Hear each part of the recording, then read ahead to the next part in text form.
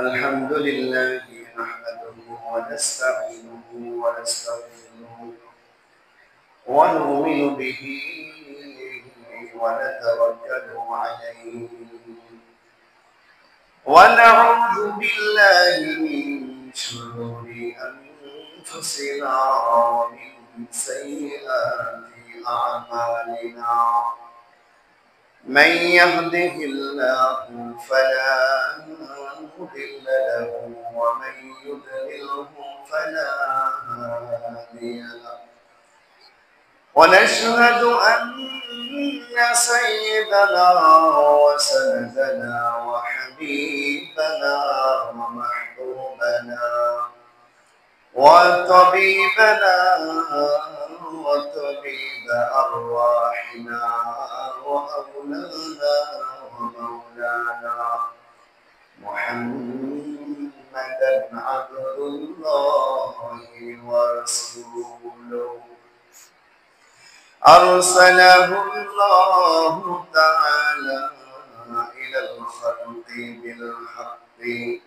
بشيرا ونذيرا وداعيا إلى الله بإذنه وسراجا وقمرا منيرا أما بعد فقد قال الله تعالى في كلامه المجيد وفرقانه الشريف فأعوذ بالله من الشيطان الرجيم وما أرسلناك إلا رحمة للعالمين وقال صاحب القرآن صلى الله عليه وسلم أنا بعثت لأتمم مكارم الأخلاق أو كما قال عليه الصلاة والسلام قال الله تبارك وتعالى في شأن حبيبه يا أيها الذين آمنوا صلوا عليه وسلموا تسليما اللهم صل على روح محمد في الأرواح وصل على جسد محمد في الأجساد وصل على قلب محمد في القلوب وصل على قبر محمد في القبور जन्नतों दोज़ख से या रब क्या करूं जन्नतों दोज़ख से या रब क्या करूं आरज़ू है मैं तुझे देखा करूं बेतु जन्नत दोज़ख से दिलरुबा बेतु जन्नत दोज़ख से दिलरुबा बातु दोज़ख जन्नत से जाफरा ला इलाहा इल्लल्लाह ला इलाहा इल्लल्लाह ला इलाहा इल्लल्लाह ला इलाहा इल्लल्लाह ला इलाहा इल्लल्लाह दर्द दिलम किससे कहूँ दर्द दिलम किससे कहूँ हुई तो गमखार नहीं ऐ खुदा तेरे सिवा तू कोई मददगार नहीं ला इलाहा इल्लल्लाह ला इलाहा इल्लल्लाह ला इलाहा इल्लल्लाह मुहम्मदुर রাসূলুল্লাহ সাল্লাল্লাহু সোনার মদিনা বহু দূরে সোনার মদিনা বহু দূরে কিন্তু মদিনা আমার অন্তরে সবাই পড়েন আমার সাথে সোনার মদিনা বহু দূরে কিন্তু মদিনা আমার অন্তরে আছে না নাই সকলের দিনের মাঝে কে আছে মদিনাওয়ালা সোনার মদিনা বহু দূরে সোনার মদিনা বহু দূরে কিন্তু মদিনাওয়ালা আমার অন্তরে কিন্তু মদিনাওয়ালা আমার অন্তরে আমার অন্তর জুড়ে মদিনা আছে রে আমার অন্তর জুড়ে মদিনা আছে রে মদিনা মদিনা বলে জিকির করে রে সেই মদিনা কবে যাব মন মদিনা রে সোনার মদিনা বহু দূরে সোনার মদিনা বহু দূরে কিন্তু মদিনা আমার অন্তরে কিন্তু মদিনা আমার অন্তরে যে গিয়েছে একবার সোনার মদিনা তার মনে আর কোনো দুঃখ রইল না যে গিয়েছে একবার সোনার মদিনা তার মাঝে আর কোনো দুঃখ রইল না আমার অন্তর গভীরে মদিনা আছে রে আমার অন্তর জুড়ে মদিনা আছে রে সেই মদিনা কবে যাব মন মানে না রে সেই মদিনা কবে যাব মন মানে না রে সোনার মদিনা বহু দূরে সোনার মদিনা বহু দূরে কিন্তু মদিনাওয়ালা আমার অন্তরে কিন্তু মদিনাওয়ালা আমার অন্তরে ঠিক না বেশি প্রত্যেকজন মুমিন মুসলমানের হৃদয়ের মাঝে নবীর মুহাম্মদ আছে না নাই এই রবিউল আউয়াল মাসে সেই নবীরই আলোচনা সারা বিশ্বব্যাপী চলছে আলহামদুলিল্লাহ আমরা সকলেই আমলের নিয়তে রাসূলের জীবন চরিত্র শুনবো আমাদের জীবনের মধ্যে সেই বিষয়গুলো ফিট করার চেষ্টা করব ইনশাআল্লাহ গত 2 জুমায় আলোচনা করেছি কোন পর্যন্ত গিয়েছি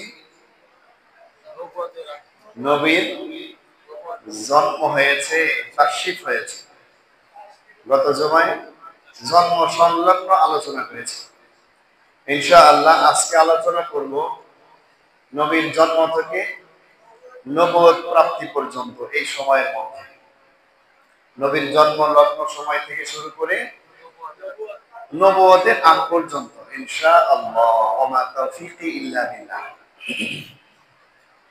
অনেকে বলতে পারেন যে নবুয়তি পাইছেন তো 40 বছর বয়সে আল্লাহ রাসূল সাল্লাল্লাহু আলাইহি ওয়াসাল্লাম নবুয়তি পেয়েছেন কত বছর বয়সে সবাই আমার সাথে কথা বলতে রাজি আছেন ইনশাআল্লাহ 40 বছর পর্যন্ত তাহলে নবীর জীবন দিয়ে আমরা কি করব হ্যাঁ নবুয়তের আগ পর্যন্ত যে রাসূলের জীবন ধারাবাহিকতা ছিল ওইটার মধ্যেও আমাদের অনেক বিষয়ের সবক আছে শিক্ষা রয়েছে আল্লাহ রাব্বুল আলামিন পবিত্র কালামে পাকের মধ্যে ইরশাদ ফরমান বিসমিল্লাহির রহমানির রহিম ওয়ামা আরসালনাকা ইল্লা রাহমাতাল লিল আলামিন।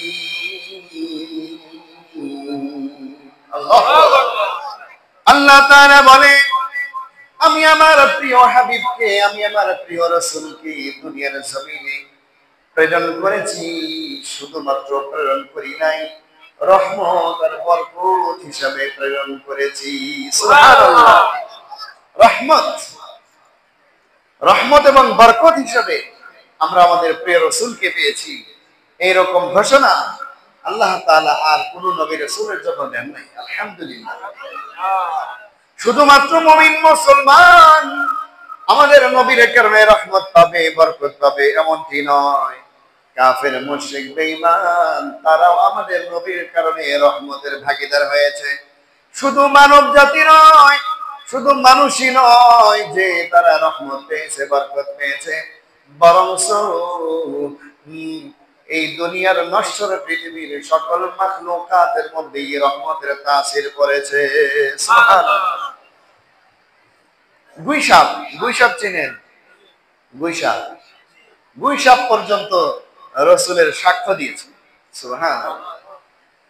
গাছ এসে সাক্ষ্য দিয়েছে, পাথর এসে সাক্ষ্য দিয়েছে, এইরকম ভাবে চাঁদ ও রাসূলের কথায় সাক্ষ্য দিয়েছে।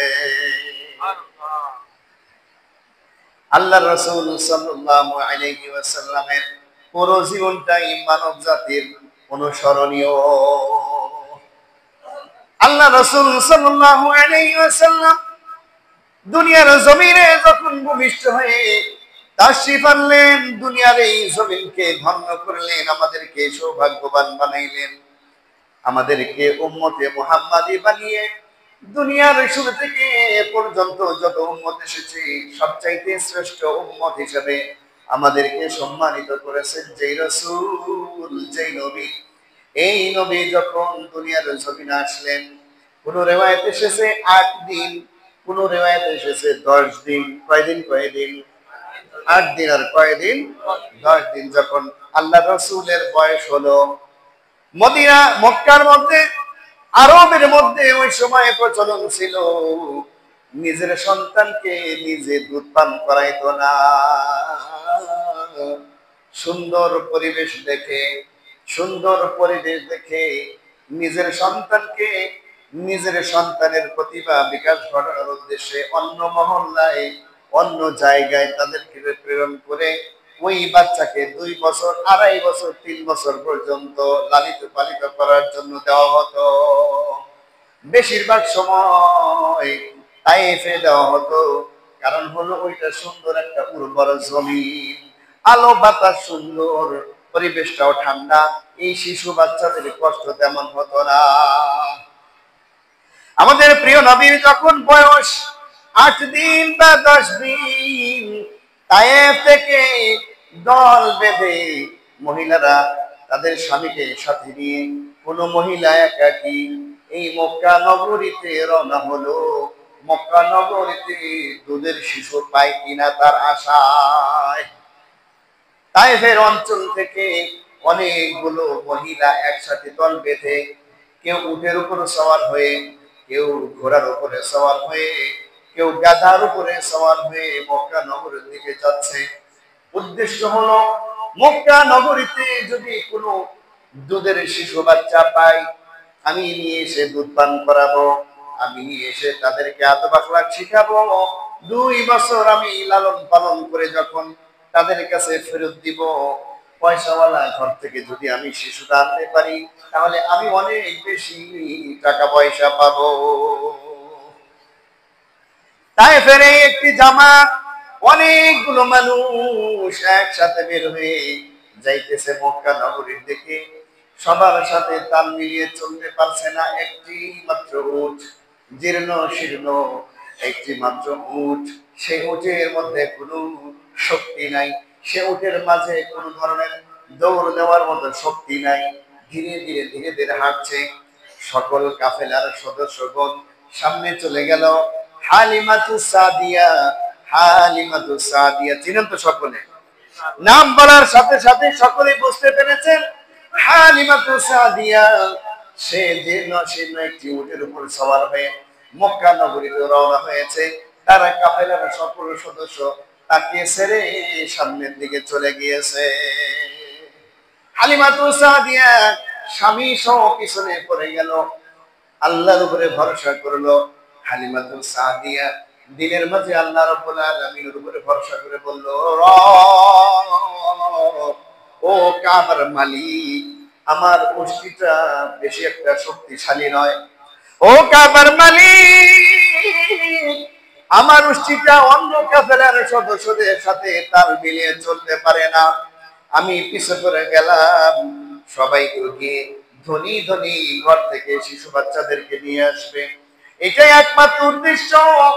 এই সমস্ত নারীরা বড়লোক ঘর থেকে শিশু বাচ্চা নিয়ে আসে, 2 বছর 3 বছর দুধ পান করায়া আদব কায়দা শিখে নিয়ে যখন ফেরত নিয়ে আসে, অনেক অনেক বেশি বেশি হাদিয়া তোবার উজরত পেয়ে থাকে। হালিমাতু সাদিয়া রব্বুল আলামিনের কাছে ফরিয়াদ করলো, কাবার মালিক, তুমি আমাকে দুর্বল বানিয়েছো, শুধু আমাকেই বানাও নাই, আমার উটটাকেও তুমি দুর্বল বানিয়েছো। আমি টাকা পয়সার আশা করি না, আমার জন্য কল্যাণের জন্য একটা শিশু তুমি ব্যবস্থা করে দিও। সুবহানাল্লাহ। কিতাবের মধ্যে লিখে হালিমাতু সাদিয়া রাদিয়াল্লাহু তাআলা আনহা নিজেই বর্ণনা করেছেন, আমি এত দুর্বল ছিলাম, আমার একটা মেয়ে ছিল, নাম ছিল সায়েমা। কি নাম ছিল? সায়েমা। তার বয়স হয়েছিল 6 বছর, মতান্তরে 5 বছর। আর আরেকটি ছেলে ছিল, নাম হলো আব্দুল্লাহ। কি নাম? আব্দুল্লাহ। দুধের বাচ্চা, আমার দুধ খায় কিন্তু সে ভালোভাবে দুধ পায় না। আমার এই আব্দুল্লাহ দুধ খায় কিন্তু পেট ভরে দুধ খাওয়াইতে পারি না, এমন দুর্বল আমি ছিলাম। আমার পুষ্টিটাও দুর্বল। রব্বুল আলামিনের কাছে, কাবার মালিকের কাছে আমি ফরিয়াদি করলাম, আমার কল্যাণের মতো একটা শিশু তুমি ব্যবস্থা করে দিও। ভরসা করতে হবে কার উপর? আল্লাহর উপরে ভরসা করলে সব জায়গায় বরকত দেওয়ার মালিক কে? নিজের শক্তি সামর্থ্য দিয়ে নিজেই আত্মবিশ্বাসের মধ্যে চলা যাবে না, বরঞ্চ ভরসা করতে হবে আল্লাহ তাআলার উপরে। সাআদত বজুরে বাজুয়ে নিস, সাআদত বজুরে বাজুয়ে নিস, তানা বখশদ খুদায়ে বখশিন্দা। আল্লাহু আকবার বলেন। হালিমাতু সাদিয়া সকলের পিছে পড়ে গেলেন, কাফেলার সকল সদস্য সামনে চলে গেলেন। মক্কা নগরীর ধনাঢ্য ব্যক্তিবর্গের পরিবার থেকে শিশুদেরকে তারা গ্রহণ করে নিলেন। সকলেই শিশু পেয়ে গেলেন। একটা মাত্র শিশু, একটা মাত্র শিশু, যার কোনো বাপ নাই, এতিম শিশু। এই এতিম শিশুর কথা শুনে কেউ ওই ঘরে যায় না।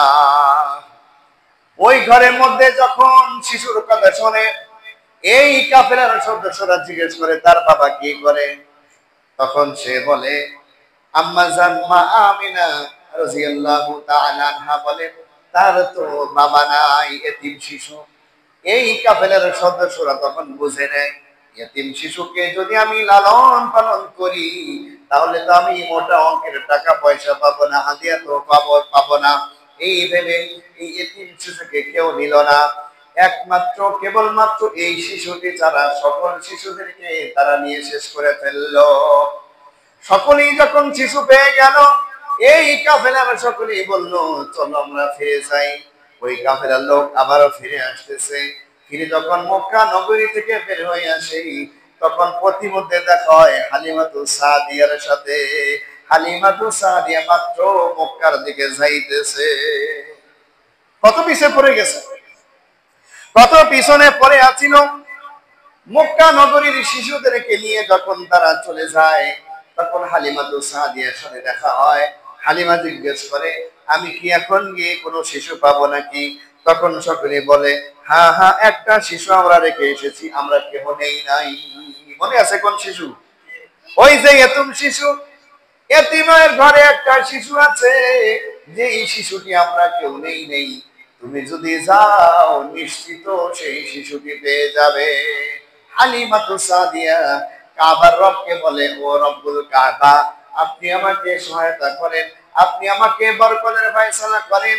আমি এতিম দেখে রেখে যাব না, আমি অসহায় দেখে রেখে যাব না, তুমি এই শিশুর মাঝেই তুমি কল্যাণের ফয়সালা করে দিও। হালিমাতু সাদিয়া মক্কা নগরীতে গিয়ে খুঁজে খুঁজে সেই ঘরে চলে যায়, যেই ঘরের মধ্যে আশরাফুল মাখলুকাতের সর্বশ্রেষ্ঠ মানব সেখানে রয়েছে। সুবহানাল্লাহ। হালিমাতু সাদিয়া আব্দুল্লাহর ঘরের পাশে গিয়ে দেখে একজন মানুষ দাঁড়িয়ে আছে, বলে যে এখানে নাকি একটা এতিম শিশু আছে। বলে হ্যাঁ আছে। বলে কোন ঘর তার? পাশে দেখিয়ে দেয় ওই যে ঘরটা দরজা বন্ধ। হালিমাতু সাদিয়া একাকী স্বামীকে বাহিরে রেখে সেই ঘরের দরজা গিয়ে সালাম বিনিময় করে। ওই সময় রীতিনীতি অনুযায়ী ভিতর থেকে মা আমিনা বলে, কে গো তুমি? হালিমা বলে, আমি হালিমাতু সাদিয়া, সাদ গোত্র থেকে এসেছি শিশুদের নেওয়ার জন্য। মা আমিনার দরজাটা খুলে ভিতরে ঢুকিয়ে নেয়। ভিতরে ঢুকে বলে, কতই তো মানুষ আসলো, কতই তো মানুষ দেখলো, যখন শোনে এই শিশুর বাবা নাই, তখন আর কেউ নিতই আগ্রহী হলো না। সবাই তো রেখে চলে গেল, সবাই তো রেখে চলে গেল, তুমি কোত্থেকে আসলে? তুমি কি এই শিশুকে নেবে নাকি? হালিমাতু সাদিয়া তখন এগিয়ে গিয়ে শিশু নবীর সামনে গিয়ে দাঁড়ায়। ওখানে গিয়ে দেখে সাদা রুমাল দিয়ে আমি আপনার রসুলের চেহারা মুবারকটা ঢাকা আছে। হালিমাতু সাদিয়া বলে, রুমালটা একটু সরান, আমি শিশুটির চেহারা একবার দেখতে চাই। মা আমিনা তখন শিশু নবীর চেহারার উপর থেকে সাদা রুমালটা সরিয়ে দেয়। হালিমাতু সাদিয়া উনি নিজেই বলেন, আমি যেন দেখলাম যেই মাত্র সাদা রুমালটি এই শিশুর মুখের উপর থেকে সরাইলো, সাথে সাথে মনে হইল নূরের মতো একটা আলো ঘরকে আলোকিত করে দিল। সুবহানাল্লাহ। হালিমাতু সাদিয়া বলে, আমার জীবনে কতই তো শিশু আমি দেখেছি, কিন্তু এই শিশুর মতো সুন্দর আর দ্বিতীয় কোন শিশু দেখি নাই। সুবহানাল্লাহ। হালিমাতু সাদিয়া বলে, হ্যাঁ আমি এই শিশুকে অবশ্যই নেব, এই শিশুকে আমি অবশ্যই নেব, কিন্তু আমি আমার স্বামীর সাথে একটু পরামর্শ করে আসি। হালিমাতু সাদিয়া ঘর থেকে বের হয়ে স্বামীর কাছে ছুটে গিয়ে বলে, ও প্রাণের স্বামী আমার, এই যে ঘরের মধ্যে যে শিশুকে আমি দেখতে পাইলাম, আমার জীবনেও এমন সুন্দর শিশু আমি আর দেখি নাই। প্রাণের স্বামী আমার, এর যদিও বাবা নাই, আমরা যদিও বেশি একটা উপঢৌকন হাদিয়া উজরত পাবো না, তারা যদি কোনো কিছু বিনিময়ে নাও দেয়, তবু কিন্তু আমি শিশুকে রেখে যাব না। হালিমার স্বামী তখন বলে, ঠিক আছে ঠিক আছে, তুমি যখন এতই আগ্রহী, তুমি তাহলে শিশুটিকে নিয়ে আসো। হালিমা তখন আবারও ঘরে যায়। ঘরে গিয়ে বলে, আপনি আপনার সন্তানকে দেওয়ার মতো ফয়সালা নিয়ে নেন, আপনি আপনার সন্তানকে আমার কোলে দিয়ে দেন, আপনি যা যা দেবার সাথে যদি দিতে পারেন দিয়ে দেন, জামা কাপড় যদি থাকে দিয়ে দেন, যা যা দেওয়ার মতো দিয়ে আমাকে বিদায় করে দেন। মা আমেনা শিশু নবীকে হালিমাতু সাদিয়ার কোলে দিয়ে দেয়। হালিমাতু সাদিয়া বলেন, যেই মুহূর্তে আমি এই শিশুকে আমার কোলে নিয়েছি, যেই মুহূর্তে এই শিশুকে আমি আমার বুকে জড়ায় নিয়েছি, পৃথিবীর সকল শান্তি যেন আমার বুকের মধ্যে এসে বাধা বেঁধে দিয়েছে। এত শান্তি আমি জীবনেও কোনোদিন অনুভব করি নাই, এত মজা কোনোদিন আমি অনুভব করি নাই। শুধু তাই নয়, আমি নিজের ভিতরে একটি পরিবর্তন লক্ষ্য করলাম। আমি নিজের ভিতরে একটা পরিবর্তন লক্ষ্য করে দেখলাম, যে আমার বুকের মধ্যে দুধ ছিল না, শিশু নবীকে বুকে নেওয়ার সাথে সাথে দুইটা বুকের মধ্যে দুধে ভরপুর হয়ে গেল। সুবহানাল্লাহ। তু যাও সুন্নতে আহমদ কুজা বা মুহাম্মদ কাইশাওয়াত মিসবত তারা। হালিমাতু সাদিয়া শিশু নবীকে বুকের মধ্যে জড়িয়ে স্বামীর কাছে এসে বলে, স্বামী গো, এই শিশুকে পাওয়ার পরে আমি যেই জিনিস পাইলাম টাকা পয়সার ক্ষমতা দিয়ে সেগুলো কেনা সম্ভব ছিল না। স্বামী আমার, আপনি আমাকে উষ্টির পিঠে উঠান। স্বামী টান দিয়ে হালিমাতুস সাদিয়াকে শিশু সহ উষ্টির উপরে উঠে নেয়। উঠানোর সাথে সাথে স্বামী সহ হালিমাতুস সাদিয়া আরেকটি উপলব্ধি করতে পারেন। হালিমাতুস সাদিয়া বলেন, আমি যখন আমার উষ্টির পিঠের উপরে উঠে বসলাম, আমি বুঝতে পারলাম আমার উষ্টির মধ্যে এই যে দুর্বলতা ছিল, কমজোরিতা ছিল, শিশু নবী তার পিঠে ওঠার সাথে সাথে সে 100টি উটের মধ্যে যেই শক্তি, এই একটি উটের মধ্যে সেই শক্তির সঞ্চার হয়ে যায়। হালিমাতুস সাদিয়া বলেন, আমার এই উষ্টিটি এত দুর্বল ছিল, ঠিক মতো হাঁটতে পারতো না। সেই উষ্টিটি এখন সজোরে কদম ফেলে সামনের দিকে পথ করে চলে যাচ্ছে। অল্প কিছুক্ষণের মধ্যেই আমাদেরকে যেই কাফেলা অনেক পিছনে ফেলে এসেছিল, আমার এই উষ্টিটি সেই কাফেলাকে ধরে ফেললো। সুবহানাল্লাহ। হালিমাতুস সাদিয়া বলেন, আমাদের এই উষ্টিটি শিশু নবীকে পিঠের উপরে উঠাইয়া এমন জোরে রওনা হলো, ওই কাফেলাকে ত্যাগ করে সামনের দিকে চলে যেতে লাগলো। সুবহানাল্লাহ। সাইয়্যিদুল কাউনাইন খাতামুল মুরসালিন আখিরা মুদবুদ ফখরুল আউয়ালিন। আমাদের নবী এমন নবী, আমাদের নবী এমন নবী, নবীদের সিরিয়ালে সর্বশেষে এসেছেন, কিন্তু সকল নবীর চাইতে বেশি মর্যাদাশীল। সুবহানাল্লাহ। হালিমাতুস সাদিয়া যেই কাফেলার সঙ্গে ছিল, কাফেলার সেই বান্ধবীরা বলে, ও হালিমা, তুমি কোন উট ব্যবহার করতেছ? তুমি কোন উটের উপরে উঠেছ? আগে তো তোমাকে আমরা পিছে ফেলে এসেছিলাম, এখন দেখি তুমি আমাদেরকে পিছে ফেলে যাইতেছ। তুমি যেই ঘর থেকে যেই শিশুটিকে নিয়ে এসেছো, তারা কি তোমাকে এই উটটিকে দান করেছে নাকি? হালিমা বলে, না না না, বরঞ্চ আমার যে উষ্টিতে আমি এসেছিলাম, দুর্বলতায় পিছনে পড়েছিলাম, সেই উষ্টিটি আমাদের বাহন হয়ে আছে। সুবহানাল্লাহ। হালিমাতুস সাদিয়া বলেন, আমাদের এই উষ্টিটি এমন দ্রুত গতিতে সামনের দিকে চলছে, আমার বান্ধবীরা আমাদের উটের সাথে পেরে উঠতে পারছে না। তারা বলে, ও হালিমা, তুমি তো আমাদেরকে হয়রান করে দিলে, তোমার উষ্টির পিছনে পিছনে আমরা যেতে পারছি না, একটু আস্তে যাও, একটু সাথে নিয়ে যাও। হালিমাতুস সাদিয়া বলেন, আমার উষ্টিটি সকল উষ্টের আগে, সকল উটের আগে আমার বাড়িতে এসে পৌঁছে যায়। সুবহানাল্লাহ। হালিমাতুস সাদিয়া বলেন, বাড়িতে নিয়ে আসার পরে শিশু নবী মুহাম্মদুর রাসূলুল্লাহ সাল্লাল্লাহু আলাইহি ওয়াসাল্লামকে গোসল করায়া দিলাম। এই গোসলের কাজে সহযোগিতা করেছে তার মেয়ে, নাম কি ছিল?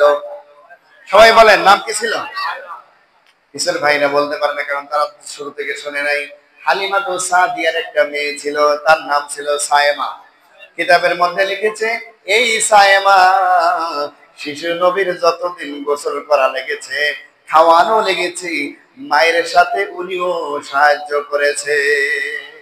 হালিমা বলে, আমার মেয়ে এই শিশুকে গোসলের কাজে সহায়তা করেছে, আমার মেয়ে তাকে খাওয়ানোর কাজে সহায়তা করেছে, আমার মেয়ে তাকে পোশাক পরিধানের সময় সহায়তা করেছে, হাত ধরে বড় হওয়ার পরে হাত ধরে হেঁটে হেঁটে তাকে খেলা করেছে। সুবহানাল্লাহ। হালিমা বলে, সন্ধ্যা যখন ঘনিয়ে আসে, আমরা তখন খাওয়া দাওয়া করব। আরবের সেই সময় রীতিনীতি ছিল, মাগরিবের নামাজের আগে অথবা পরে রাতের খাবার খেয়ে নিতেন। অধিকাংশ ঘরে মাগরিবের নামাজের পরে খাবার খেয়ে নিতেন, একটু একটু আলো থাকতে খাবার খেয়ে নিতেন, বা কোনো কোনো বাড়িতে যাদের একটু সম্পদ ছিল, তেল কেনার মতো টাকা ছিল, তারা রাত্রিতে খাবার খাইতেন বাতি জ্বালাইয়া। কিন্তু যাদের টাকা পয়সা ছিল না, তারা কিন্তু আলোতেই খানা খেয়ে নিতেন। হালিমা বলে, আমরা রাত্রির খাবার যখন খাইতে গেলাম, যেই সমস্ত ছাগল, যেই সমস্ত ছাগলের কোলানে দুধ ছিল না, অনেক কষ্ট করে, অনেক বেশি কষ্ট করে দহন করে অল্প একটু দুধ হতো, আমরা সকলেই খেয়ে নিতাম। দুইটা উষ্টি ছিল দুর্বল, দুইটা উষ্টি ছিল দুর্বল। এই দুইটা উষ্টি থেকেও আমরা অনেক কষ্ট করে অল্প একটু দুধ দহন করে খেয়ে নিতাম। আশ্চর্যের বিষয় হলো, মজার বিষয় হলো, যেদিন শিশু নবীকে আমার ঘরে নিয়ে এসেছি, সেই দিন আমি লক্ষ্য করলাম সকল ছাগলের মাঝে, সকল ছাগলের গোলানের মাঝে দুধ দিয়ে ভরপুর হয়ে গিয়েছে। আমরা সকলেই পেট ভরে সেই দুধ দহন করে খেয়ে নিলাম। আমরা যখন শুইতে যাব ওই সময় আমার নজরটা গিয়েছে উষ্টির কোলানের দিকে, উষ্টির বাটের দিকে। যখন দৃষ্টিটা গিয়েছে, দেখলাম যে উষ্টির ওলানটা শুকনা ছিল, বাটটা ঝুলন্ত ছিল না, দুধ ভরা ছিল না। আমার নজর দেখলাম সেই উষ্টিটির ওলানটা দুধে ফুলে রয়েছে। সুবহানাল্লাহ। আমি আমার স্বামীকে ডাক দিয়ে বললাম, তুমি কিছু দেখেছো নাকি? বলে না, না দেখি নাই। বলে আমাদের দুইটি দুর্বল উষ্টির দিকে একটু তাকাও। আমার স্বামীও উষ্টির দিকে তাকিয়ে বলে, আশ্চর্যের বিষয় তো, যে উষ্টির ওলানে দুধ ছিল না, সেই উষ্টির ওলানে দুধ দিয়ে ভরপুর হয়ে গেছে। সুবহানাল্লাহ। কে করেছেন? রহমত। আমাদের নবীকে আল্লাহ রহমত হিসেবে পাঠিয়েছেন, যেখানে গিয়েছেন সাথে সাথে রহমতও গিয়েছেন। সুবহানাল্লাহ। হালিমাতুস সাদিয়া বলেন, পরের দিন আমার এই ছাগলগুলো, আমার এই ভেড়াগুলোকে সাইমাকে দিয়ে যখন মাঠের মধ্যে পাঠিয়েছি, মাঠের মধ্যে যখন পাঠিয়েছি, তখন দেখা গেল যেই জায়গায় আমার এই ছাগলগুলো, আমার এই ভেড়াগুলো যায়, সেই জায়গায় যদি ঘাস নাও থাকতো, নতুন ঘাস সাথে সাথে জন্ম হয়ে এই ছাগলের পেট ভরাইয়া দিত। সুবহানাল্লাহ। দুই চার দিনের মাঝেই আমার এই ছাগলের পালটা খেয়ে দিয়ে হৃষ্টপুষ্ট হয়ে সকল ছাগলগুলো একেবারে সুন্দর সুস্বাস্থ্যের অধিকারী হয়ে গেল। পাশের বাড়ির মহিলারা, পুরুষেরা দেখে বলে, তোমার ছাগলের ঘাস খাওয়াও কোথায়? বলে, সব জায়গায় তো যায়, আগের মতো সব জায়গায় খায়। পাশের বাড়ির মানুষেরা সিদ্ধান্ত নিয়ে তাদেরও রাখালদেরকে আদেশ করে দিল, হালিমার ছাগল যেই জায়গায় গিয়ে ঘাস খায়, আমাদের ছাগলগুলো তার সাথে নিয়ে ঘাস খাওয়াইবা। সুবহানাল্লাহ। রহমত শুধু একজনের জন্য দেওয়া হয় নাই, সকলের জন্য আল্লাহ তাআলা রহমত হিসেবে রাসূলকে পাঠিয়েছেন। হালিমাতুস সাদিয়া বলেন, আমার একটা ছেলে ছিল, যার নাম আমি একটু আগে বলেছিলাম কি? সবাই বলেন কি? কিসের ভাইরা বলেন কি? আব্দুল্লাহ। কি? আব্দুল্লাহ। তাহলে রসুলের দুধ ভাই একজন, দুধ বোন একজন। রসুলের দুধ ভাই একজন, নাম আব্দুল্লাহ। দুধ বোন একজন, নাম তার সায়েমা। মনে থাকবে? সবক দিলাম কিন্তু, সামনে কোনদিন আবার জিজ্ঞেস করবো হঠাৎ করে। রসুলের জীবনী মনে রাখতে হবে না ইনশাআল্লাহ? হ্যাঁ, মনে রাখবে। হালিমাতুস সাদিয়া বলেন, আমি শিশু নবী মুহাম্মদকে বলেন সাল্লাল্লাহু আলাইহি ওয়াসাল্লাম অনেকবার চেষ্টা করেছি দুইটা দুধই খাওয়ানোর জন্য, দুইটা বুকের দুধ আমি খাওয়াইতে চেষ্টা করেছি, কিন্তু আমি পারি নাই, ব্যর্থ হয়েছি। যে কোনো একটা সে খাইতো, আর এক বুকের দুধ তার ভাইয়ের জন্য রেখে দিত। সুবহানাল্লাহ। দেখেন ইনসাফ। উনি কি তখন নবুয়ত পাইছে? শিশু শিশু নবী বুকে দুধ খায়, তখনও উনি আপন যে দুধ ভাই, তার জন্য ইনসাফের ফয়সালা করে দিয়েছেন। একটা দুধ পান করতেন, আর একটা ওই ভাইয়ের জন্য রেখে দিতেন। হালিমাতুস সাদিয়া বলেন, এইভাবে আমি 2 বছর যখন পার করলাম, বুকের দুধ খাওয়াইতে খাওয়াইতে, সুন্দর সুন্দর পরিবেশে তাদেরকে খেলাধুলা করাইতে করাইতে, সুন্দর সুন্দর আদব কায়দা শিক্ষা দেওয়াইতে দেওয়াইতে, যখন 2 বছর পার হয়ে গেল, ওই সকল মহিলারা মক্কা নগরী থেকে ধনী ধনী ঘর থেকে যে বাচ্চাগুলো নিয়ে এসেছিল, তাদেরকে তারা ফেরত দিয়ে অনেক বেশি উপঢৌকন হাদিয়া তোফা নিয়ে আসা শুরু করলো। আমরা তো চাইলাম আমরা এই শিশুর কারণে যে বরকতগুলো পেয়েছি, তারা যে উপঢৌকন নিয়ে এসেছে তার চাইতে শত হাজারো গুণ বেশি পেয়েছি। আলহামদুলিল্লাহ। আমাদের মন চাইতেছে আরো অনেক দিন আমরা রেখে দেব, কিন্তু চুক্তি হলো 2 বছর। কয় বছর? 2 বছর পরে জমা দিয়ে আসতে হয়। মনে চাইতেছিল না জমা দিয়ে আসি, মনে হচ্ছিল আমাদের কাছে রেখে দেই, কিন্তু চুক্তি ভঙ্গ হয়ে যাবে। এই কারণে মনের বিরুদ্ধে ফয়সালা নিয়ে আমরা শিশু নবীকে নিয়ে যাই, মা আমিনার কাছে নিয়ে যাই, বলি চুক্তি অনুযায়ী সময় শেষ হয়ে গিয়েছে, কিন্তু আমাদের একটা প্রস্তাব আছে। বলে কি প্রস্তাব? বলে ওই সময় মক্কা নগরীতে অভাব অনটন চলছিল, শুধুমাত্র রোদই হচ্ছিল, বৃষ্টিপাত হচ্ছিল না, ফসল বেশি একটা হচ্ছিল না। মক্কা নগরীতে খাদ্য অভাব দেখা দিয়েছিল। হালিমা সাদিয়া তখন বলে, আপনাদের এই খাদ্য অভাবের সময়ের মধ্যে এই শিশুকে আমি দিতে চাই না, বরঞ্চ আরো কিছুদিন আমাদের সাথে রাখতে চাই। মা আমিনা এই আগ্রহ দেখে সাথে সাথে রাজি হয়ে যায়। হালিমা সাদিয়া মনে মনে অত্যন্ত খুশি হয়ে যায়। হালিমা সাদিয়া শিশু নবীকে আবার ঘরে নিয়ে আসে। ঘরে নিয়ে আসার অল্প কয়েকটা দিন পরে মর্মান্তিক একটা ঘটনা ঘটে যায়। হালিমা সাদিয়া বলেন, এই শিশু নবীকে যখন আমরা আবার দ্বিতীয়বার নিয়ে আসি, এই আমার ছেলে আব্দুল্লাহ এবং মুহাম্মদ সাল্লাল্লাহু আলাইহি ওয়াসাল্লাম, তারা দুই ভাই, দুধ ভাই, তারা সুন্দর করে বড় আপুর সাথে খেলাধুলা করে। একটা দিন এমন ছিল, সাইমা ছাগল চড়াইতেছিল, এই দুই ভাইকে সাথে নিয়ে খেলাধুলা করাইতেছিল। হঠাৎ করে দেখতে পাইলো সাদা ধবধবে পোশাক পরা অনেক বেশি লম্বা দুইজন মানুষ আসলো। এসে শিশু নবীকে হাত ধরেই একটা গাছের নিচে নিয়ে গেল। আব্দুল্লাহ এটা দেখছে, আব্দুল্লাহ এটা অবলোকন করেছে, কি হয় এই দুইটা সাদা ধবধবে পোশাক পরিহিত মানুষ শিশু নবীকে সাথে নিয়ে ওই গাছের নিচে সুন্দর করে শোয়া দিল। আব্দুল্লাহ কাছ থেকে দেখতেছে, একেবারে কাছেও না একেবারে দূরেও না, বোঝা যায় যে সে কি করছে। আব্দুল্লাহ বলে আমি দেখতে পাইলাম এই দুইজন মানুষ শিশু এই নবীর বুকের মাছ দিয়ে ফেরে ফেললো, কোন একটা কিছু দিয়ে ফেরে ফেললো, বুক দুইটা এরকম ভাগ করে ফেললো, বুকের মাঝখানে এরকম ফেরে ফেলে ভিতরে লাড়াচাড়া করে কি কি যেন খুঁজতেছে। সুবহানাল্লাহ বলে। আব্দুল্লাহ বলে কিছুক্ষণ খোঁজাখুঁজি করার পরে কি একটা জিনিস বের করে বুকের দুই সাইডটা আবারও সুন্দর করে জোড়া লাগিয়ে দিয়ে এই শিশু নবীকে খাড়া করে দিয়ে বলল, চলে যাও।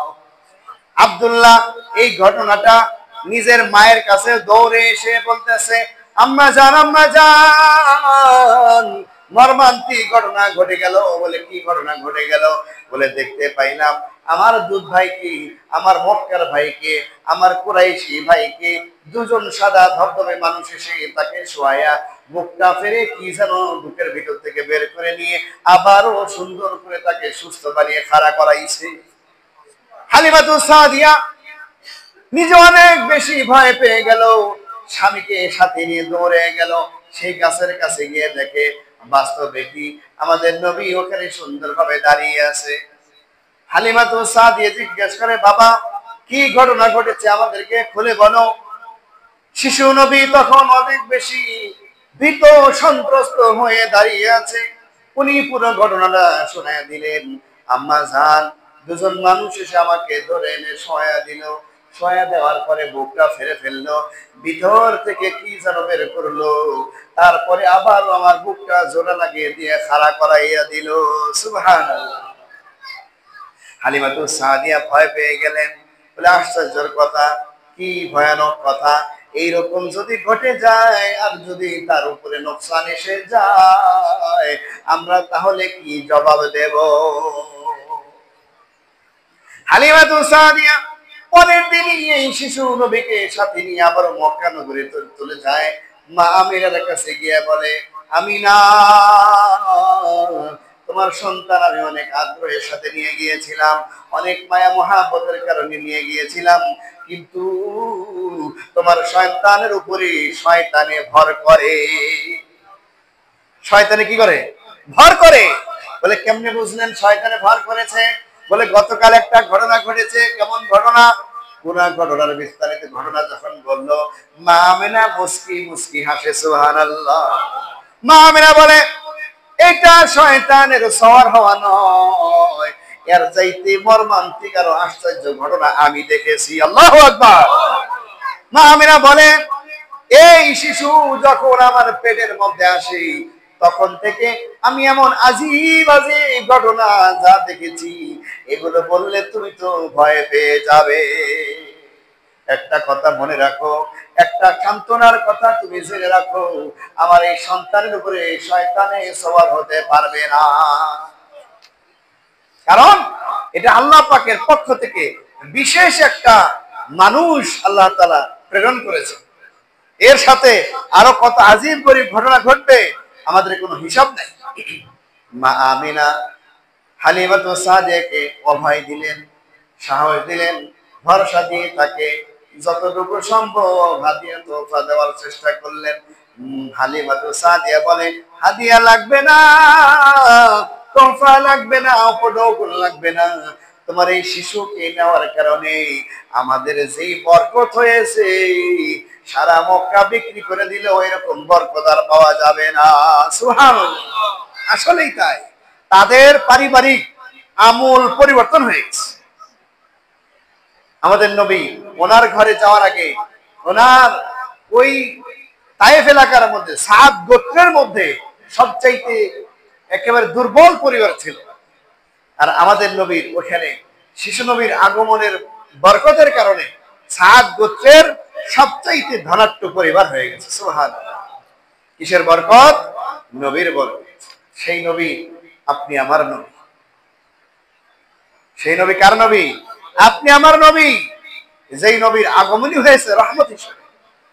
আর দুঃখ আর পরিতাপের বিষয় হলো সেই নবীর আদেশ নিষেধ আমরা নিজেদের উপরে কষ্ট করে মনে করি, কষ্ট মনে করি। সেই নবীর আদর্শকে আমাদের জীবনে প্রতিফলন ঘটাইতে বিশাল বড় কষ্টের কারণ বলে মনে করি, ঠিক না? এটাই ঠিক যে আমাদের অনেক বেশি কষ্ট মনে হয় নবীর আদর্শে চলবো, তাহলে তো সুন্নতি পোশাক পরতে হবে। নবীর আদর্শে চলবো তাহলে তো দাড়ি রাখতে হবে। নবীর আদর্শে চলবো তাহলে তো মাথায় টুপি রাখতে হবে। নবীর আদর্শে চলবো তাহলে তো মিথ্যা কথা বলা যাবে না। নবীর আদর্শে চলবো তাহলে তো বাটপারি, চিটিংবাজি এগুলো করা যাবে না, ধোঁকাবাজি করা যাবে না, মানুষের সাথে ওয়াদা দিয়ে বরখেলাপ করা যাবে না। এগুলো সব নবীর আদর্শের বরখেলাপ, ঠিক না ভাই? ঠিক। আমরা নবীর আদর্শ ওইভাবে ধরতে আগ্রহই প্রকাশ করি না। এটা হলো দুঃখ আর পরিতাপের বিষয়। অথচ এই নবীর কারণে কত ইহুদি খ্রিস্টান হেদায়েতের আলো পেয়েছে। এই নবীর আদর্শ দেখে, এই নবীর একটি মাত্র সুন্নত দেখে কাতারে কাতারে মানুষ মুসলমান হয়েছে। সুবহানাল্লাহ। আর আমরা নিজেরা মুসলমান হয়েছি, তারপরেও নবীর আদর্শ মোতাবেক চলতে চেষ্টা করি না। এটা দুঃখ আর পরিতাপের বিষয়। আমার এই 1.5 ঘন্টার ওয়াজ থেকে আজকে কি শিখলাম? এতটুকু যে বললাম টাইম শেষ হয়ে গেছে। নবীর জন্মের পর থেকে 8 দিন 10 দিন পর থেকে 3 বছর বয়স পর্যন্ত নিয়ে এসেছি। তাহলে আরো কয় বছর বাকি আছে? আরো 37 বছরের কথা কিন্তু বাকি আছে। তাহলে চিন্তা করেন নবীর এক একটা মানে কি বলে এটা উসওয়ায়ে হাসানা দিন কি দিন ওয়াজ করলেও শেষ হবে না। সুবহানাল্লাহ। নবীর জীবন এত বিস্তৃত, এত শিক্ষার বিষয় আছে। তো যাই হোক, বাকি কথা ইনশাআল্লাহ সামনের জুমায় আলোচনা হবে। এখানে আরেকটা কথা আমি আপনাদেরকে বলে রাখি, রাসূলের যে বুক ফাড়লেন সেখান থেকে খুঁজে খুঁজে একটা জিনিস বের করেছে। সেই জিনিসটা কি ইনশাআল্লাহ সামনের সপ্তাহে বলবো। রাসূলের বুক ফেরে কি বের করলেন, কেন বের করলেন, কারা বের করলেন, এটা ইনশাআল্লাহ সামনের সপ্তাহের প্রথম দিকে বলবো, এরপর ওখান থেকে বাকি আলোচনা সামনের দিকে যাব ইনশাআল্লাহ। আল্লাহ তাআলা আমাদের সকলকে রাসূলের জীবনী শুনে রাসূলের আদর্শ অনুযায়ী জীবন যাপনের তৌফিক দান করেন।